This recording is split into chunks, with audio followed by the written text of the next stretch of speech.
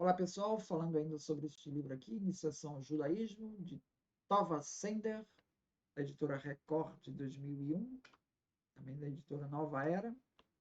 Então, dando sequência aqui, vou falar sobre a questão de. Falamos aí no primeiro capítulo dos patriarcas, da lei mosaica, alguns aspectos da lei mosaica e partes sociais e ecológicas aí da lei mosaica. Tá? E que o sábado, né, é marcado como a circuncisão, como um símbolo desse pacto de Deus com o seu povo. Né? Agora eu vou falar um pouco de Sião. A ideia, o termo Sião, ele está intimamente relacionado com a identidade judaica. Tá? Então, a palavra Sião significa marcar. Tá? Marcar. Assim, não somente em termos físicos, uma vez que a fortaleza de Sião em Jerusalém podia ser avistada à distância, se constituía uma sinalização nos tempos bíblicos, mas também em termos psicológicos e afetivos. Sião tem sido como um sinal na vida e sobrevida do povo judeu, um sinal de identidade, de identificação.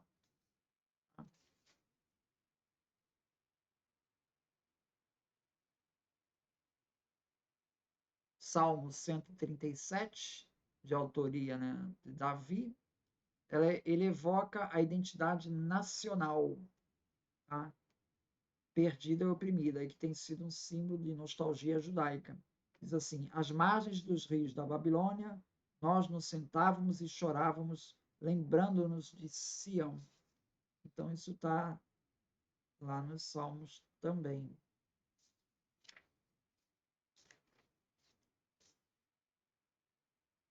Outra questão é a questão da oração.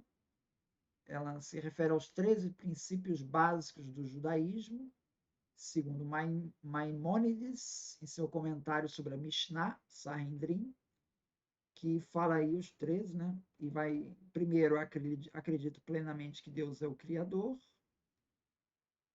Segundo, acredito plenamente que o Criador é um e único. Terceiro, acredito plenamente que o Criador é incorpóreo. Quarto, acredito plenamente que o Criador foi o primeiro e que ele será o último. Quinto, acredito plenamente que o Criador é o único a quem é apropriado orar e que é proibido dirigir orações a qualquer outro. Sexto, acredito plenamente que as palavras dos profetas são verdadeiras. Sétimo, acredito plenamente que a profecia de Moisés é verdadeira. Oitavo, acredito plenamente que a totalidade da Torá foi dada por Moisés. Então é interessante como é que a autoria de Moisés é um dos mandamentos, princípios básicos do judaísmo, segundo Maimônides, né? Tá aqui, autor é o Moisés, no item 8. 9. Acredito plenamente que a Torá não será modificada. Tá? E aí entra o conflito aqui com o cristianismo, né? Que mudou o sábado. Temos aqui 10. Acredito plenamente que o Criador conhece todos os atos e pensamentos dos seres humanos. 11. Acredito plenamente que o Criador recompensa aqueles que observam seus mandamentos e pune os transgressores. 12. Acredito plenamente na vinda do Messias. E ainda que possa tardar, aguardo todos os dias a sua chegada.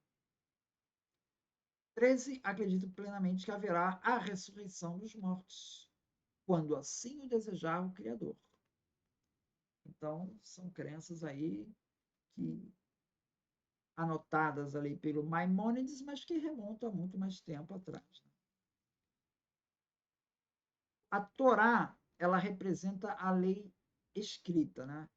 É frequente que o texto escrito dê margem a múltiplas interpretações. No caso da Torá, isso acontece basicamente devido a três fatores. O registro nem sempre é claro, é o suficiente para indicar seu sentido, né?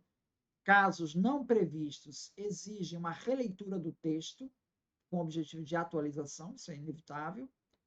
E há também a possibilidade de diferentes tendências para maior ou menor flexibilidade no entendimento da formulação das leis. Em vista desses fatores, desenvolveu-se durante os séculos uma lei oral, resultante dos debates entre os sábios acerca das questões da Torá e suas interpretações. Essa tradição oral passava de geração em geração os cuidados das suas respectivas lideranças. A intenção era manter esta lei na forma oral, mas com o passar do tempo, o material foi se tornando volumoso, ficou difícil memorizar. Além disso, havia a pressão política restringindo a liberdade religiosa, que dificultava a transmissão oral. Assim, o conteúdo da lei oral foi gradualmente registrado de uma forma escrita, a partir do século III, numa coleção de livros que recebeu o nome genérico de Mishnah. Então, a Mishnah é a tradição oral, que vem do passado, mas que data aí do século III, o texto escrito. A Mishnah se tornou a literatura autorizada para o estudo da lei nas academias rabínicas. Com o passar do tempo, as investigações e os debates criaram um novo material em complementação à Mishnah. De início, esse conteúdo era também na forma oral, no entanto, os mesmos motivos levaram à relação da Mishnah, culminaram na escrita do Talmud, tá? Que foi concluído no século VI. Então, quando se fala em Talmud, você está falando aí textos aí que vão do século III ao século VI. Depende do trecho, né?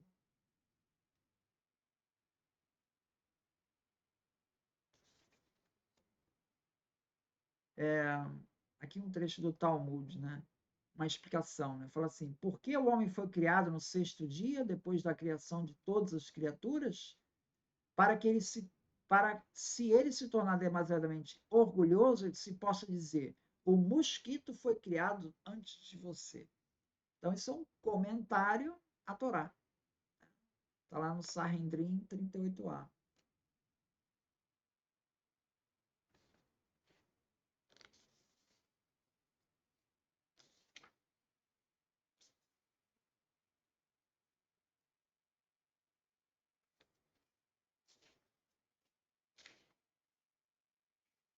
Outra questão que trata aqui o livro, né? A questão do livre-arbítrio, né? Segundo Rabino Pirkei Avot, tudo está previsto e o livre-arbítrio foi dado. O mundo é julgado com bondade, mas depende de maior parte dos atos do homem. Então, como conciliar essa história de livre-arbítrio e essa questão do é previsto, né? O Rabino Avraham Stahl, ele explica da seguinte maneira: um homem tem dois filhos, um deles é justo e sábio e o outro é mau. O pai quer oferecer aos filhos um livro e uma espada e pede que escolham o que preferem receber. Uma vez que o pai conhece muito bem o caráter dos filhos, sabe de antemão o que cada um vai escolher. Certamente o fato de o pai saber antecipadamente qual será a escolha de cada um, isso não os obriga a optar por um ou por outro objeto. O filho mau pode escolher o livro e o bom pode escolher a espada, sem a interferência do pai. No entanto, isto não ocorrerá e cada um optará de acordo com o seu próprio modo de vida. Então, o pai está fazendo uma analogia com Deus e as pessoas, né? O pai já conhece as suas opções, mas você tem a liberdade de escolher. Então, eu achei interessante essa analogia ali, tentando explicar o livre-arbítrio. Maimônides, ele fala o seguinte: eu sei que nossa lei e a filosofia grega concordam, e isso tem de ser confirmado por provas autênticas, que todas as ações do homem lhe são entregues. Não há coação acima dele, e nem existe causa externa que o faça se inclinar para a virtude ou para o vício. Se as ações do homem fossem executadas sob coação, os mandamentos e as proibições da lei seriam anulados e totalmente falsos, porque o homem não teria escolha no que faz. Do mesmo modo, a instrução, educação e aprendizado de um ofício seriam necessariamente vãos e fúteis.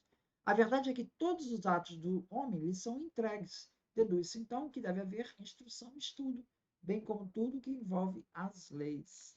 Vamos falar aí do livre-arbítrio, né? Outra questão que trata, a questão da vida e da morte, né? O Eclesiastes diz assim: lembra-te do teu, Eclesiastes capítulo 12, 6. Lembra-te do teu Criador nos dias da tua mocidade, antes que venham os maus dias e cheguem os anos dos quais dirá: não tenho neles prazer. Antes que se rompa o cordão de prata e se despedace o copo de ouro e se quebre o cântaro junto à fonte e se desfaça a roda junto ao poço. Aí faz uma série de analogias aí e como metáforas da morte, né? E aí ela chama o seguinte: é curiosa a utilização da figura do cordão de prata, exatamente a imagem que descreve o meio de ligação entre o corpo e a alma em algumas doutrinas teosóficas de outras culturas. Então, talvez isso seja um elemento trazido de outras culturas aqui para o texto hebraico, né? Tem essa referência aqui ao cordão de prata, tá?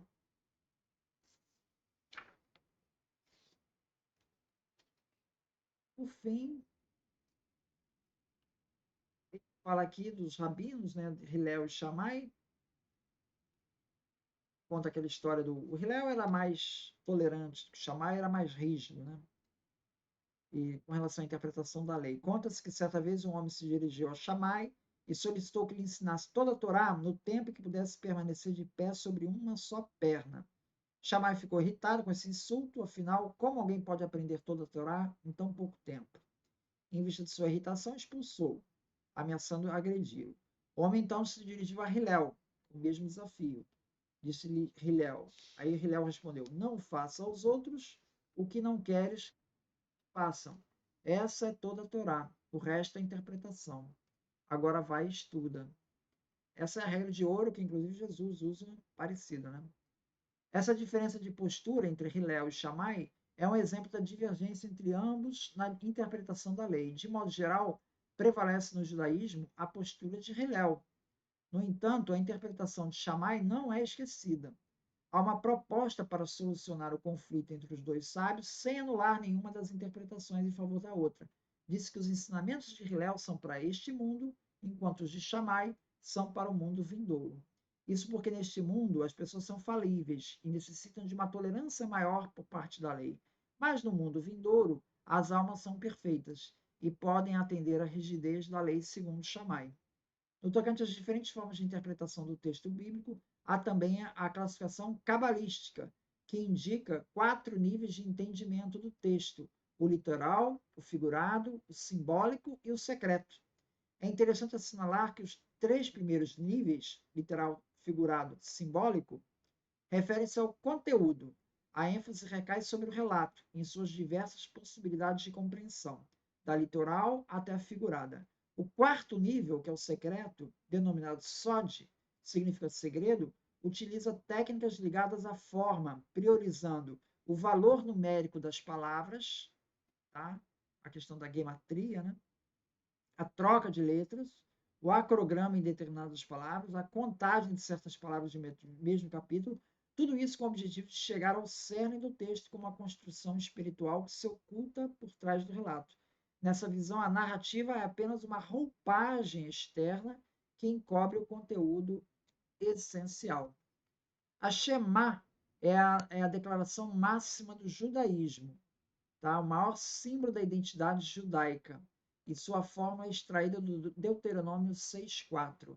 Diz: ouça Israel, o Senhor é nosso Deus, o Senhor é um. Então, essa é a oração máxima do povo hebreu. Muito obrigado, então.